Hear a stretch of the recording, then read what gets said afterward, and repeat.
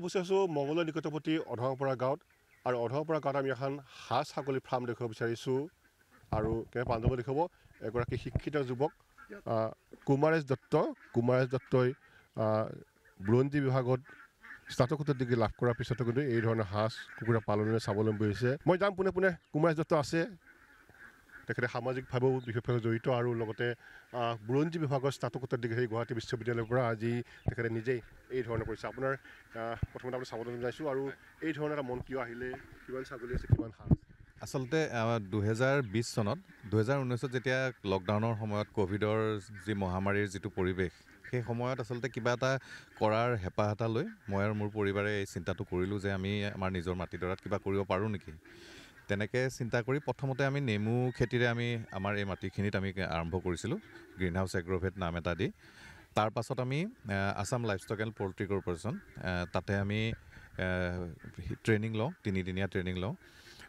Training লোৱাৰ পাছত আমি ছাগলী পালনৰ কাৰণে মন মেলোঁ আৰু আমি ইয়াতে ছাগলী পালনেৰে প্ৰথম আমি এইখন আৰম্ভ কৰোঁ। তাৰপাছত কালক্ৰমত আমি এইখন ছাগলী ফাৰ্মত আচলতে 100টা আমাৰ কেপাচিটি।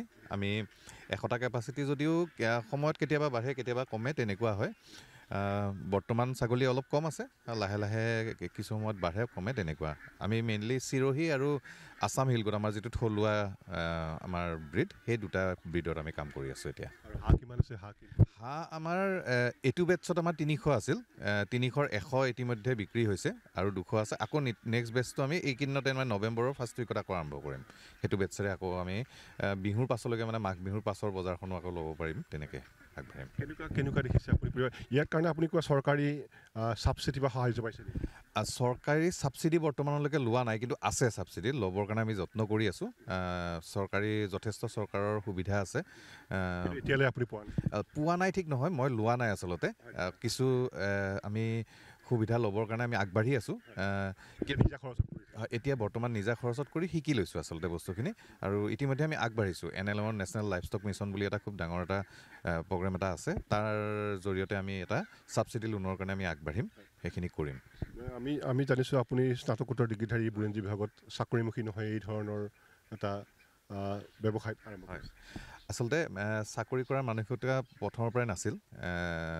শিক্ষা সমাপ্ত কৰি বিভিন্ন ব্যৱসায়ৰ সৈতে জড়িত হৈ এতিয়াও বেলেগ ব্যৱসায়ো কৰি আছোঁ যদিও ফাৰ্মিঙৰ এটা বহুত ইচ্ছা এটা আছিল।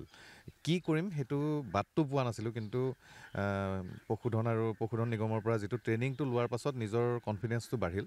তাৰপাছত এনেকৈ আমি আগবাঢ়িছোঁ। আৰু পশুপালনটো এটা বহুত ভাল ব্যৱসায় আচলতে, ভালকৈ যদি চাইণ্টিফিকেলি কৰিব লাগিব। কিন্তু ব্যৱসায়টো আপুনি চাব, আমি আবদ্ধ পদ্ধতিত কৰিছোঁ। যিকোনো পশুপালনৰ বিভিন্ন পদ্ধতি থাকে, আবদ্ধ পদ্ধতিটোত কিছু মানে পজিটিভ চাইন আছে, যেনেকৈ ধৰক বেমাৰ আজাৰৰ পৰা বচাই ৰাখিব পাৰি আবদ্ধ পদ্ধতিত ৰাখিলে।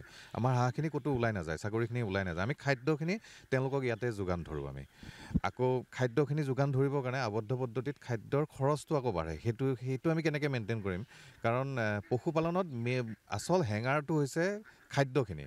আমি যদি অকল কিনা খাদ্যৰ ওপৰত আমি ডিপেণ্ড কৰোঁ, তেতিয়াহ'লে কিন্তু লাভৰ মুখ দেখাত অলপ অসুবিধা হয়। গতিকে সেই কেলকুলেশ্যনখিনি সেইখিনি আমি ব্যৱহাৰিক দিশত অলপ বৰ্তমান কাম কৰি আমি লৈছোঁ। ট্ৰেইনিং নিজে লোৱাৰ নিচিনা হৈছে প্ৰথম লোৱাৰ পাছত, এতিয়া আমি তেনেকৈ আগবাঢ়ি আছোঁ। আচলতে ইয়াৰ পৰা পূৰা স্বাৱলম্বী আৰু নতুন প্ৰজন্মক কি বুলি আপুনি? আচলতে পশুপালন, খেতি এইবিলাকৰ জৰিয়তে বৰ ধুনীয়াকৈ মানুহ চলিব পাৰে। আপুনি আচৰিত হ'ব, মই নেমুৰ জৰিয়তে মই প্ৰায় 1.5 লাখ টকা এটা বছৰত মই ইনকাম কৰিছোঁ। কিন্তু তাতে কিছু চাইণ্টিফিক কথা আছে, কেনেকৈ ইনকাম কৰিম। মোৰ এবিঘাৰ নেমু, তাতে অফ ছিজনত মই নেমুটো উলিয়াব লাগিব, ছিজনত উলিয়াইটো লাভ নাই। হাঁহ ছাগলীটো একেধৰণৰ। ধৰক যেতিয়া মই যদি হাঁহৰ ক্ষেত্ৰত, যেতিয়া গৰম দিনত হাঁহ মানুহে কম খায়, সেইখিনি সময়ত মই বহুত হাঁহ উৎপাদন কৰি দিলে ডিমাণ্ডটো কম থাকিব। ডিমাণ্ড কেতিয়া বেছি হয়? এতিয়াৰ পৰা হাঁহৰ ছিজন আৰম্ভ হ'ব, পিকনিকৰ পৰা, বিয়াৰ পৰা, একদম বিহু যোৱাৰ পৰা একদম বহাগ বিহুলৈকে। সেনেকৈ প্লেন বুজাই দিছে আপুনি। আচলতে বেপাৰী ইয়াতে নিজে আহি যায়, তেওঁলোকে লৈ যায়। মোৰ ইয়াৰ পৰা ক'ত গৈছে গম নাপাওঁ, কিন্তু বিক্ৰীৰ ইমান অসুবিধা নাই। ছাগলী হওক, হাঁহ হওক, বিক্ৰীৰ কোনো বেপাৰৰ কাৰণে, বিক্ৰীৰ কাৰণে কোনো অসুবিধাই নহয়। আচলতে বহুত ধুনীয়া বজাৰ আছে। নিজ স্থানৰ পৰা এই ধৰণে লৈ যায় আহি ব্যৱসায়ত কোনো অসুবিধা নাই, বিক্ৰীত কোনো অসুবিধা নাই। আৰু এই ধৰণে আমি দেখুৱাইছোঁ পৰিৱেশ আচলতে এই ধৰণৰ আমি হাইব্ৰিড বুলি কৈছোঁ এই ধৰণৰ ছাগলী তেখেতে আনিছে থলুৱা ছাগলী আছে ঠিক তেনেকৈ হাঁহৰ তেখেতে ইতিমধ্যে কৰিছে আৰু এই ধৰণে এখন শিক্ষিত যুৱক পুনৰ কৈছোঁ যে বুৰঞ্জী বিভাগৰ স্নাতকোত্তৰ গুৱাহাটী বিশ্ববিদ্যালয়ৰ পৰা কুমাৰেশ দত্ত মংগলদৈত জনপ্ৰিয় ব্যক্তি আৰু তেখেতৰ উদ্যোগতে এই ধৰণৰ হাঁহ কুকুৰা হাঁহ ছাগলী কুকুৰা পালনৰে স্বাৱলম্বী হোৱা দেখা গৈছে আৰু সুন্দৰ পৰিৱেশ মংগলদৈ চহৰৰ দাঁতিকাষৰীয়া এই অধৰপৰা গাঁৱত ইয়াত এক সুন্দৰভাৱে তেখেতে এই ধৰণে আবদ্ধ পদ্ধতি বুলি কোৱা হৈছে যে হাঁহ কুকুৰাসমূহ বাহিৰত এৰি নিদিয়ে ইয়াত চাৰিওফালে তেওঁলোকে বেৰ দি এই ধৰণে আবদ্ধ কৰি ৰাখিছে আৰু পাঞ্জাৱত দেখুৱাই আছে সামগ্ৰিক পৰিৱেশ ইয়াত সৰু ঠাই হ'লেও কিন্তু যথেষ্টখিনি হাঁহ আছে সেইটো মই তেখেতে 100 বিক্ৰী কৰিলে আৰু পুনৰ তেখেতে এই ধৰণৰ হাঁহ কুকুৰা আকৌ তেখেতে কৰিব আৰু ইয়াৰ জৰিয়তে তেখেতে স্বাৱলম্বী হোৱা দেখা গৈছে আৰু আমি দেখুৱাইছোঁ পৰিৱেশ যে মংগলদৈত কুমাৰেশ দত্ত এগৰাকী শিক্ষিত যুৱক আৰু তেখেতে হাঁহ কুকুৰা পালনৰে বিশেষকৈ আৰু ছাগলী পালনৰে তেখেতে স্বাৱলম্বী হোৱা পৰিলক্ষিত হৈছে